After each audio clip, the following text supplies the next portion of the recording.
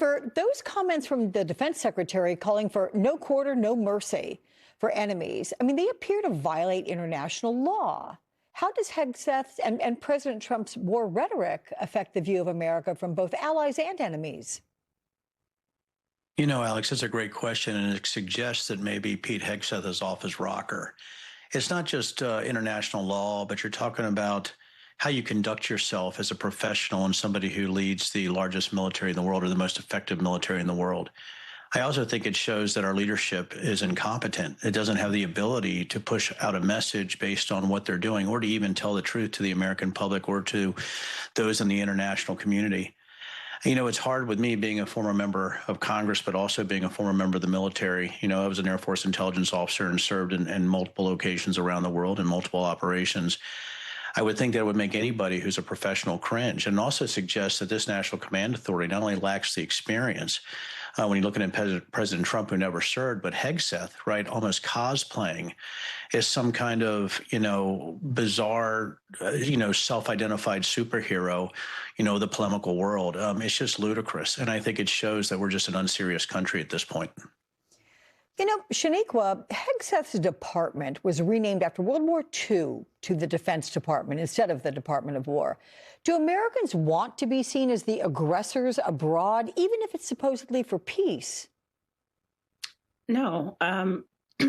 Most Americans don't want us to be in war. I think, war should not be something we're talking about kind of in a political sense, but it is going to have an effect on Republicans as we look at the midterms. Donald Trump, and specifically Pete Hegseth, he's treating this like a video game. And I think that's what's going to make it harder for them to defend this to the American people. This is not a war that this administration went to Congress to get approval for. It's not a war that they even try to justify with Americans generally. And so in the absence of that, that is not something that Americans want to see.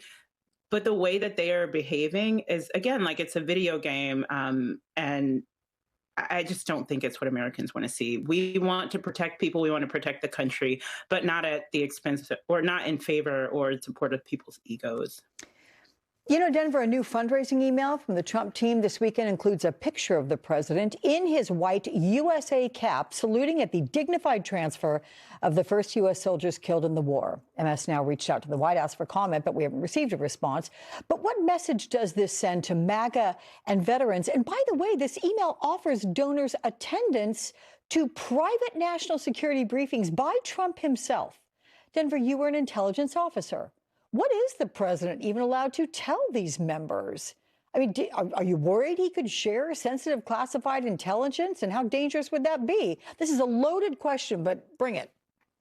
It is a loaded question, but I mean, they don't seem to have an issue with signal chats, right? Or protecting classified information anyway. When you talk about Pete Hegseth, and sorry if I'm going to get a little directed here.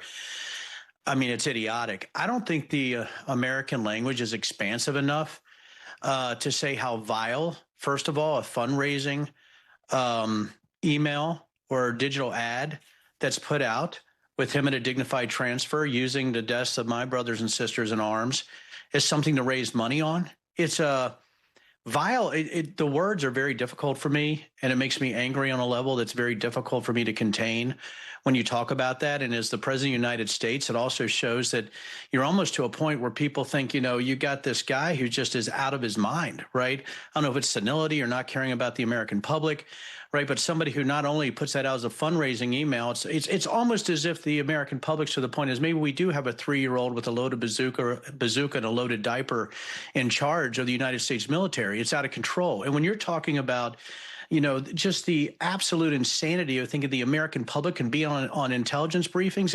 It's so bizarre and ridiculous. And again, it just makes us a laughing stock, ridiculous, but also scares the hell out of people because we have $1 trillion military that can do massive damage. And you have people with no maturity in charge doing things that are so vile, it's hard to put into words. Shaniqua, do you get the sense what Denver is saying is being felt by people as they watch this? Absolutely. There's no reason that I should have any path that I could get the intelligence that the president or the Department of Defense has. But it seems that if I pay a certain price, I will be able to get that intelligence. And as we know, people who live in other countries can't donate to political campaigns. But once that information is out there, it's out there. And I have to believe, even despite my lack of experience in intelligence, that it will be hard to win a war that we shouldn't be in, but hard to win it when a bunch of people outside of our intelligence agencies know what the plans are. And, Donald Trump fundraised off of his own assassination, so I'm not surprised that he would do this. But corruption already puts us at risk as Americans. But the fact that the corruption is tied to our actual, directly to our security and the plans that are happening in other countries, what happens if that information gets into the hands of the Iranian military? It's just really unspeakable. Well, I'm so glad that both of you have put some words to it. Thank you so much, Shaniqua in Denver. And that will do it for me on this